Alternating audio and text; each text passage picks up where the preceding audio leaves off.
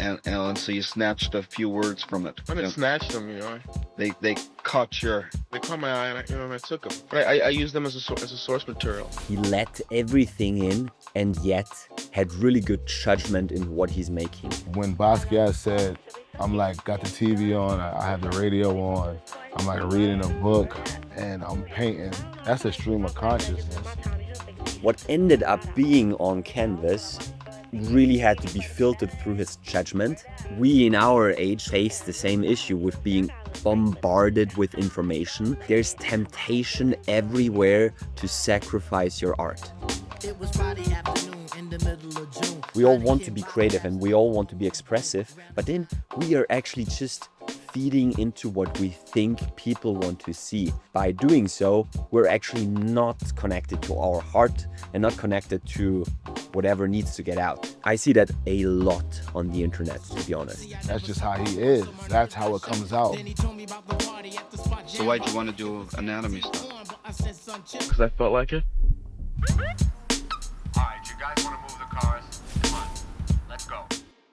I went to a Basquiat museum a couple years ago in Vienna. They're really huge, those paintings, like filling up the wall, and it's just so impressive because there's so much information, and at the same time the continuous chaos of it makes it unable for me to think about it and read everything and just soak it up emotionally. When young Jean-Michel was hit by a car, his mother brought a copy of Gray's Anatomy to his hospital bed. It ignited a lifelong fascination with anatomy that manifested in the skulls, sinew, and guts of his later work. His process was a sort of calculated improvisation. Like beat writers who composed their work by shredding and reassembling scraps of writing, Basquiat used similar cut-up techniques to remix his material. He pulled quotes from the menus, comic books, and textbooks he kept open on the studio floor. It feels so fast and so alive. It seems like as if he went about his days and then something was on top of his mind. But despite his increasingly mainstream audience, Basquiat insisted on depicting challenging themes of identity and oppression. There's the sense of urgency that I'm really inspired by. He just pulls shit out of his surroundings. It's so cool how that looks then. All those repetitive words which do not make sense. He obviously has given it meaning by just painting it, and then its purpose for him seemed to be done. It's us who now look at that and be like, what's Eckharthausen? Essentially, you can notice some patterns after a while. Through those patterns, you see the continuous themes that he was working through every day of his life. It's like a journal entry, but really abstract. I love that. Basquiat is one of the most iconic artists of our generation. He enjoyed a brief yet glamorous career by exploring Black identity issues, colonization, and consumerism in America. And it's so funny when people talk about it in hindsight, about, like, what did he say? Black identity issues. He enjoyed a brief but glamorous career by exploring Black identity issues, colonization, and consumerism in America. Yes? I mean, I don't know. I have no clue. But as it happened, I would imagine that he was just painting and he was not exploring necessarily. He was living through Black identity issues. He was living through colonization. I think his parents came from Haiti. He wasn't necessarily exploring it in order to make art. He was just living his life, working through being a Black person in the 80s. Most of my reviews have been more reviews on your personality. My personality, yeah, more so than my work mostly. They're just racist, most of these people. I could totally see him being less understood back then. Kind of a slow process. I'm a slow person. In comparison to today, where every single day of his life has probably been overanalyzed. Where do the words come from? Real life books, television. Yeah, and you just skim them and start including... No, man, when I'm working, I hear them, and I just throw them down. Oh, yeah? Well, I mean, things like Punic Wars, I remember... Oh, that was from a guidebook on Roman history. And so you snatched a few words from it. Yeah.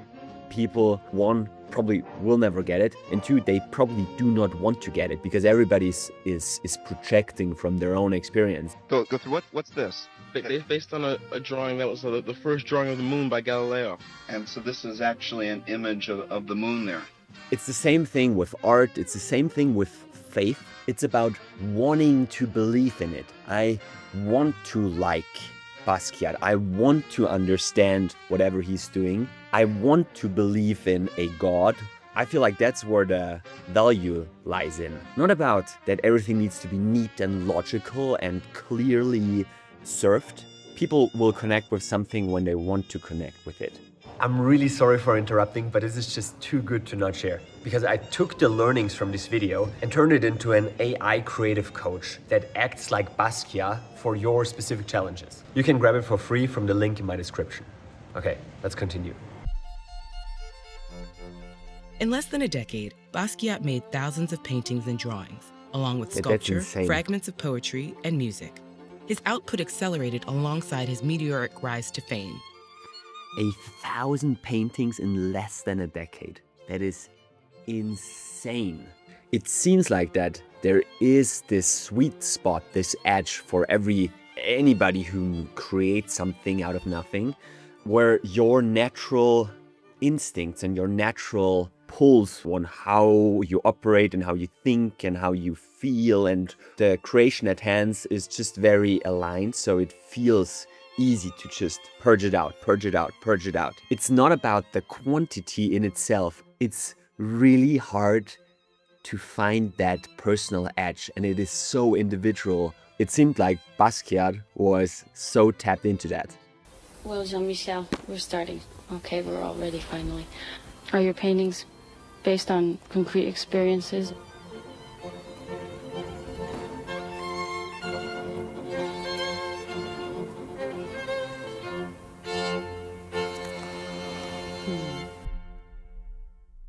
I'm looking at those paintings here, and of course they contain meaning. And when the interviewer asks him questions about the meaning, obviously there is meaning inside it, and story and depth. And that's also what I guess we're connecting to when we look at it.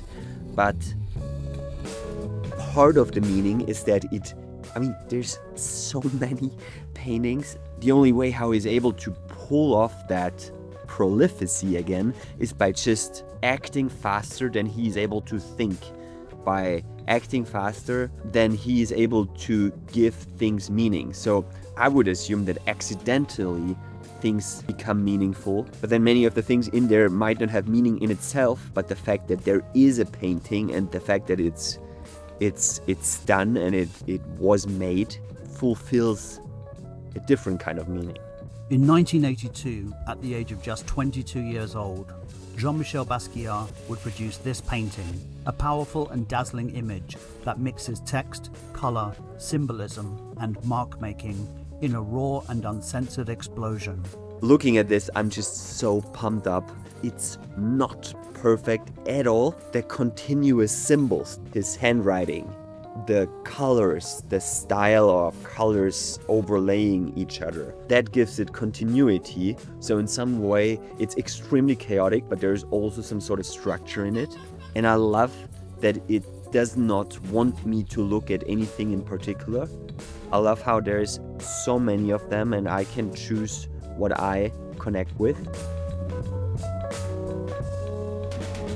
Looks like it's going to be a great day today to get some fresh air like a stray on a straightaway. Hey you, got a light? Nah, a Bud Light.